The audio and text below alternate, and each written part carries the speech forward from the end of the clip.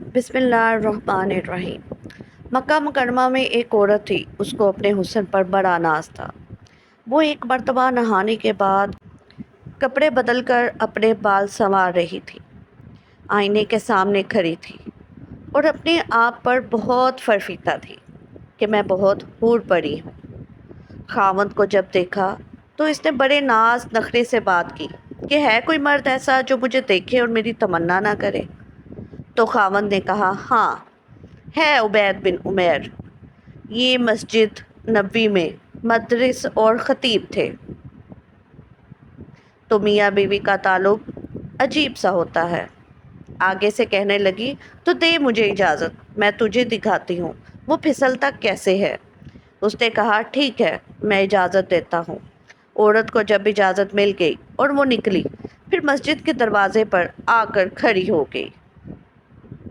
اب جب مولانا عبید بن عمیر رحمۃ اللہ مسجد نبوی صلی اللہ علیہ وآلہ وسلم سے باہر نکلے تو عورت نے پہلے اس طریقے سے بات کہی جیسے کوئی مسئلہ پوچھنے کے لیے کھڑی ہو۔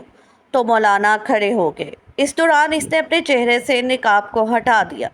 اس کا خیال یہ تھا کہ جب وہ میرے حسن و جمال کو دیکھیں گے تو فرفتا ہو جائیں گے۔ جیسے ہی اس نے ایسا کیا تو انہوں نے نظر ہٹا دی اور کہا، دیکھو کیوں ایسے کام کے بارے میں سوچتی ہو جس سے تمہیں دنیا میں بھی ذلت ملے گی اور آخرت میں بھی ذلت ملے گی۔ اب یہ الفاظ ان کے منہ سے اتنے درد سے نکلے وہ شرما گئی اور واپس آ گئی۔ شوہر نے پوچھا، کیا بنا؟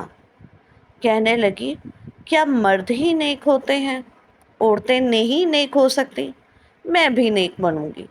اس کی زندگی بدل گئی۔ اس کے بعد روز وہ خاوند سے عشاء کے وقت پوچھتی کہ تمہیں میری ضرورت ہے۔ اگر کہتا ہاں تو وہ وقت خاوند کے ساتھ گزارتی، اور اگر وہ کہتا نہیں تو جبا پہن لیتی اور ساری رات جائے نماز پر عبادت کرتی۔ اس کا خاوند کہا کرتا تھا، پتہ نہیں عبید بن عمیر نے ایک فقرہ بول کے میری بیوی کو نیک کیسے بنا دیا۔ شکار کرنے کو آئے، شکار ہو کے چلے آئے۔ تو یہ کیفیتیں ان کی اس لیے تھی کہ پروردگار عالم نے ان کے دل میں ایک اثر ڈالا ہوا تھا۔ ایمان کامل ان کے دلوں میں تھا، اور یہ نہیں کہ صرف بڑے لوگوں کا یہ حال تھا، بچوں کا بھی یہی حال تھا۔ ایک باپ اپنے بیٹے کے ساتھ جا رہا تھا۔ اس نے راستے میں آم کا باغ دیکھا جس میں پکے ہوئے آموں سے درخت لدے ہوئے تھے۔ بچے کے باپ کی نیت میں فطور آ گیا۔ اس نے بیٹے کو بولا، میں باغ میں آم توڑنے جاتا ہوں، تم یہیں کھڑے رہو، اور اگر کوئی نظر آیا تو مجھے آواز دے دینا۔ اور باپ باغ میں آم چوری کرنے چلا گیا۔ چنانچہ جیسے ہی گوشے کے قریب پہنچا تو بچے نے پیچھے سے آواز لگا دی، اے ابا جان، اے ابا جان، کوئی ہمیں دیکھ رہا ہے۔ تو وہ گھبرا گیا اور ویسے ہی واپس آ گیا۔ آ کے دیکھا تو گلی میں تو کوئی بھی نہیں تھا۔ وہ بیٹے کی اس حرکت کو دیکھ کر سخت غصہ ہوا اور بولا، یہاں تو کوئی بھی موجود نہیں جو ہمیں دیکھ رہا ہو۔ بیٹے نے کہا، ابا جان، انسانوں میں سے ہمیں کوئی نہیں دیکھ رہا، مگر انسانوں کا پروردگار تو ہمیں دیکھ رہا ہے۔ چھوٹا بچہ 10 سال کی عمر میں ہے، تقریباً اس کا بھی یقین ایسا بن گیا تھا، اور یہ یقین خود بخود نہیں بنتا، ماں باپ بناتے ہیں۔ سبحان اللہ۔ داؤد طائی رحمۃ اللہ علیہ ایک بزرگ گزرے ہیں، بڑے محدث بھی تھے اور فقیہ بھی تھے، اور مشائخ اور صوفیہ میں سے تھے۔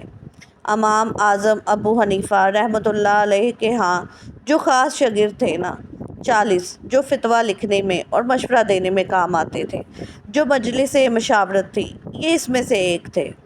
بہت تقویٰ کے پہاڑ تھے۔ وہ اپنے بارے میں خود بتلاتے ہیں کہ میری عمر 5 سال کی تھی تو میرے ماموں گھر آئے اور کہنے لگے کہ داؤد، اللہ کو یاد کر لیا کرو۔ میں نے کہا، کیسے یاد کروں؟